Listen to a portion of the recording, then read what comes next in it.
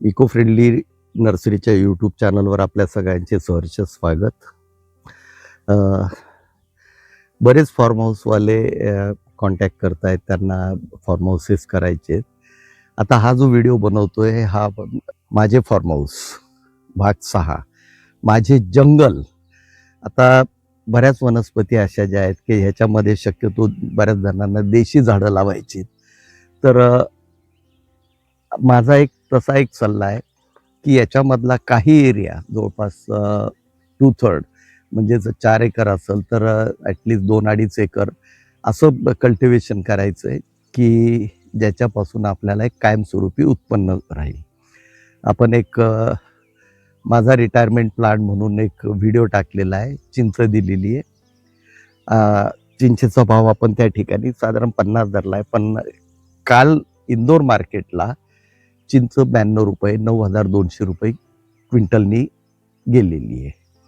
तर चिंच अशी जर कधी एखादं कुठलं कमर्शियल समजा तुम्ही प्लांटेशन केलं तर त्या फार्म हाऊसचं मेंटेनन्स आणि विशेष म्हणजे काय माहिती आहे का, ह्या फार्म हाऊसला ब्लॅक कॉटन सॉईल वगैरे काही गरज नाही. मुरमाड जागा असली चालते, टेकडी असली तरी चालते.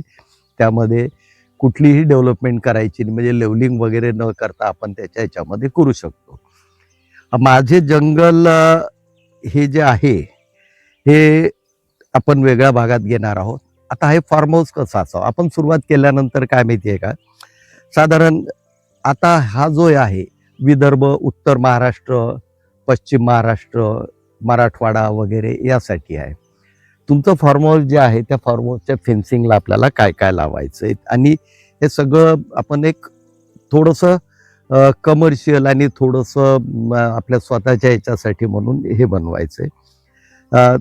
तुमची जर कधी 3-4 एकर जागा मुरमाड असली तरी फार उत्तम, कारण मुरमाड जागेमध्ये निचरा होत असल्यामुळे वृक्ष प्रजाती या चांगल्या वाढतात.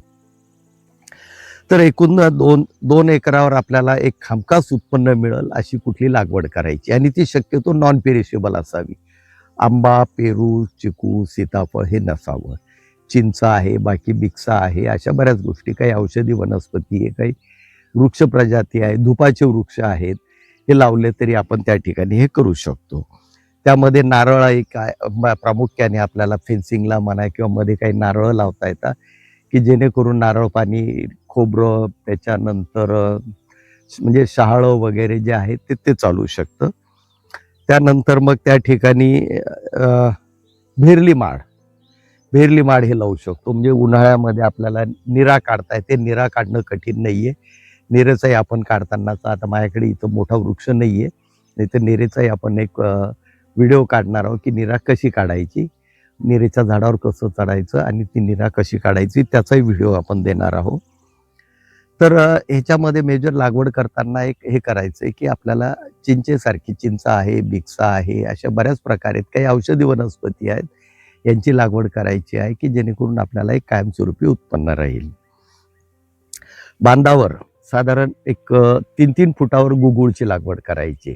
ज्या ठिकाणी 40 पेक्षा जास्त टेम्परेचर आहे, गुगुळ ही राजस्थानात उगवणारी किंवा वाढणारी ही आहे. आता राजस्थानासारखंच आपल्याकडे 40, 42, 43, 44 ऐकतोय, कधी 45 सुद्धा क्रॉस झाल्याचं ऐकलेलं आहे. त्यामुळे आपल्याकडे गुगुळ चांगलं येऊ शकतं. 3 फुटावर गुगुळ, मग मध्ये गवती चहा आहे, त्याच्यानंतर अडुळसा आहे, गुलाबी करवंद आहे, जम्बो करवंद आहे, बेल आहे, कवट आहे, एक 2-4 बांबूची झाडं, बांबू लावायचा आहे, तो मेस किंवा मानगा लावायचा आहे, जेणेकरून आपल्याला झाडांना सपोर्ट किंवा काही अडीअडचणीला तो बांबू आपल्याला वापरता येतो. नंतर मग शिकेकाई आहे. आता एक झालेलं आहे की आपण आता पुन्हा आपल्या जुन्या गोष्टींकडे वळतोय. आधी चुलीवरचं जेवण आपण खात नव्हतो, आपल्याला त्यावेळेस गॅसवरच पाहिजे होतं. आता चुलीवरच्या जेवणासाठी जसं धावतोय तसं मग शिकेकाई आहे, रिठा आहे, हे एक लावता येतं. जी काही आपण लागवड करतो आहे ती साधारण उत्पन्नावर आधारित करायची. एक साधारण त्यातलं काही क्षेत्र जे फ्रूट ऑर्चिड म्हणजे फळझाडं, आता मार्केटमध्ये येणाऱ्या फळझाडांवर साधारण जी काही केमिकल्स फवारली जात आहेत किंवा आंब्यासाठी म्हणून कार्पेट किंवा कल्टार वगैरे जे वापरलं जातंय ते आपल्याला इथं टाळावं लागणार आहे. त्यामुळे आपल्याला लागणारं, आपल्या कुटुंबाला लागणारं म्हणजे ज्याला आपण सशक्त किंवा ऑर्गॅनिक म्हणा सेंद्रिय फळं जी आहेत ना ती आपल्याला लागवड करायची. त्या फळांमध्ये मग आपल्या आवडीनुसार संत्री आहे, मोसंबी आहे, चिकू आहे, पपई आहे, नंतर मग 1-2-4 मोजके आंब्याची झाडं वगैरे जी ती लागवड करायची आहेत. आपल्यापुरती घरापुरती जी आहे 2-2, 3-3 झाडं. स्टार फ्रूट आहे, बेल आहे. त्याच्यात बेलाचं असं आहे, लखनवी बेल लावायचं आहे. लखनवी बेलाचं वैशिष्ट्य असं की श्रावण महिन्यात किंवा तुमच्या महाशिवरात्रीला ही पानंही पैसे देऊन जातात.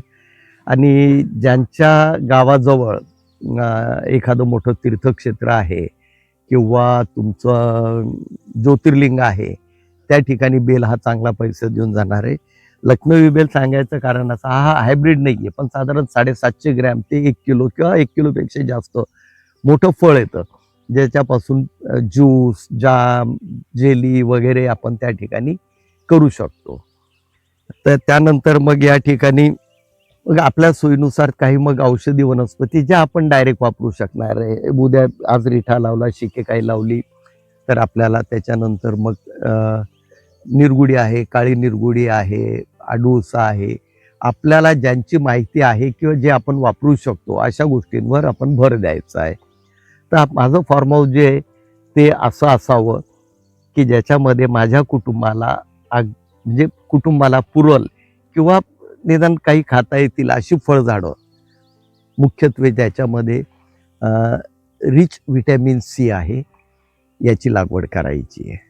आणि अशी लागवड करून त्याच्या याच्यामध्ये फक्त मग आपल्याला त्याप्रमाणे काही धुपाची झाडं आहेत, मग असे बरेच प्रकार आहेत. ते याच्यामध्ये आपण इतके जे व्हिडिओ टाकलेले आहेत त्यातनं आपल्या सोयीनुसार आपल्या चॉईसने आपण त्याची ती लागवड करायची आहे. धन्यवाद. व्हिडिओ लाईक करा, शेअर करा मित्रमंडळींमध्ये. ज्या आज सगळ्यात महत्त्वाचं म्हणजे आपण प्रत्यक्षात शेती करू शकत नाही, आपल्याला मजूर लागतं. भविष्यामध्ये मजूर, आजच मजुराची अतिशय अडचण आहे. त्यामुळे अशाच पद्धतीची लागवड करायची, त्याला ड्रीप करून, जेणेकरून कमीत कमी मजुरी लागल या दृष्टिकोनातनं ही लागवड करायची आहे. धन्यवाद. लाईक करा, शेअर करा.